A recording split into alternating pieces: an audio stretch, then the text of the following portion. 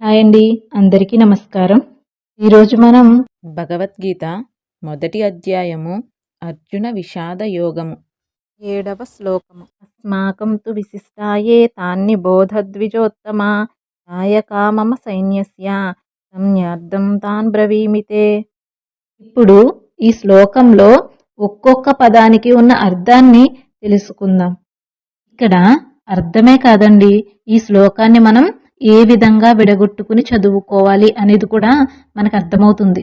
ద్విజోత్తమ అంటే ఓ బ్రాహ్మణోత్తమ, అస్మాకం తు మన పక్షము వారైతే, ఏ ఎవరు, విశిష్టా ప్రముఖులై ఉన్నారో, తాన్ వారిని గూర్చి, బోధ తెలుసుకొనుడు, ఏ మీ యొక్క, సంజ్ఞార్థం తెలుసుకొనుట కొరకు, ఏ ఎవరైతే, మమ నా యొక్క, సైన్యస్య సేనకు, నాయక నాయకులై ఉన్నారో, తాన్ వారిని, బ్రవీమి తెలిపెదను. ఇప్పుడు ఈ శ్లోకం యొక్క భావాన్ని తెలుసుకునే ప్రయత్నం చేద్దాం. ద్రోణాచార్యుల వారితో దుర్యోధనుడు ఈ విధంగా చెప్తున్నాడు. ఏమని? ఓ బ్రాహ్మణోత్తమా, మన పక్షాన ఉన్న సేనాబలమును చూడుము. ఎంతో యోగ్యులైనట్టి నాయకులు మన పక్షాన ఉన్నారని నేను మీకు తెలియజేస్తూ ఉన్నాను. ఈ విధంగా ద్రోణాచార్యుల వారితో దుర్యోధనుడు చెబుతూ ఉన్నాడు.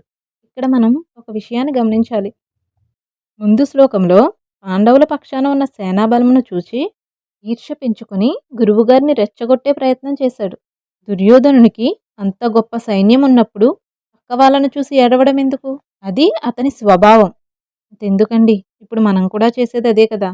మనకు ఉన్నదానిని పక్కన పెట్టేసి పక్క వాళ్ళని చూచి ఏడుస్తూ ఉంటాము. ఈ శ్లోకం చూసైనా మనం నేర్చుకోవలసింది, ఇతరులను చూసి మనం ఏడవకూడదు, ఈర్ష్యపడకూడదు. వాళ్ళను చూసి మనం ఎలా జీవించాలి అనేది నేర్చుకోవాలి.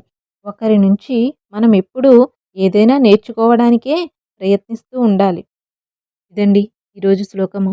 భగవద్గీత ప్రథమ అధ్యాయము అర్జున విషాదయోగము 7వ శ్లోకము సమాప్తము. నమో నారాయణాయ నమః. లోకా సమస్తా సుఖినో భవంతు.